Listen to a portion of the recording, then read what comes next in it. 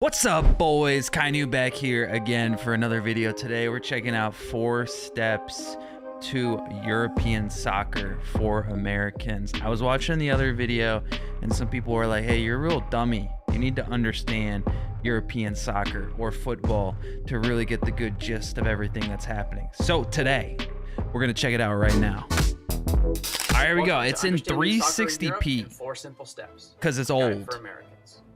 Although from the outside it may seem complex and confusing, to understand how soccer works in Europe, you really only need to know 4 things. Okay, let's do it.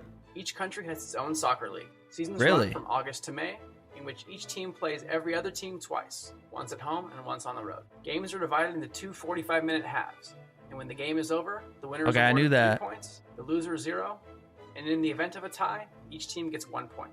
After each team has played all the other teams twice, the team with the most points is crowned champion of the league. They get a big trophy, a parade, and the season is over. There are no playoffs. Sort of. But more on that in a minute. Before the books are closed on the season, there is still one small bit of housekeeping to be done. Number 2, relegation. Whoa, we'll use the German League as an example. Every year, when the German League has concluded and the champion has been crowned, the 3 teams with the least amount of points are kicked out of the league.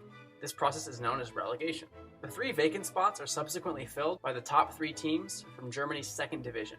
And unlike, say, baseball in the US, teams in the 2nd and subsequent divisions are not owned by teams in the top division. Imagine if the Pittsburgh Pirates or Oakland Raiders had to fight at the end of each season just to stay in the league.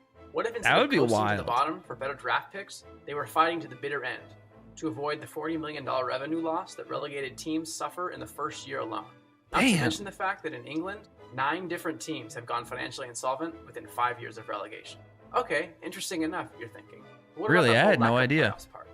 Number 3. Each country also holds an elimination-style tournament, referred to as a cup. But instead of being held after the 9-month league is over, cup games are scheduled in between league games, normally in the middle of the week. One additional perk about the cup system is that teams from all levels, down to semi-professional and even some amateur teams, are invited to play. And if they do well, can progress and occasionally even knock off a top team. So every year, these midweek elimination games continue until there are only 2 teams left, who play each other in the cup final.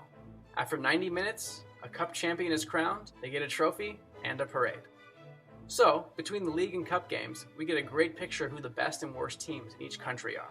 But wait a second, you ask. What would happen if the best teams from each country in Europe all got together and played each other?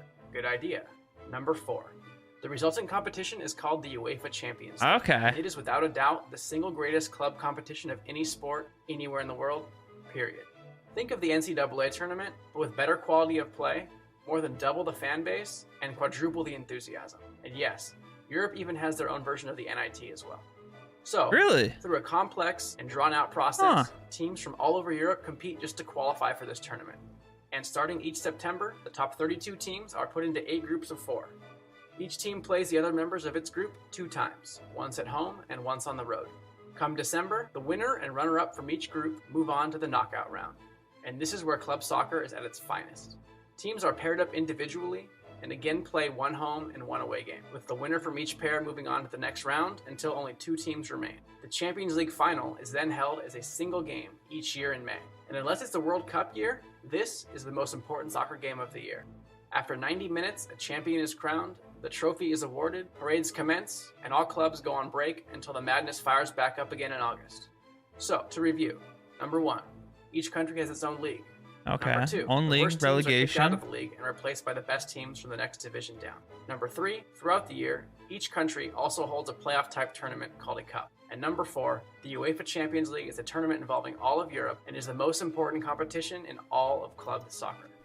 So after that, I just have one question. So do the cups count towards points for relegation, or are the cups just something like completely separate from the actual soccer itself? And then again, I wish the US had this for American football, because the Detroit Lions have been awful for like 50 years.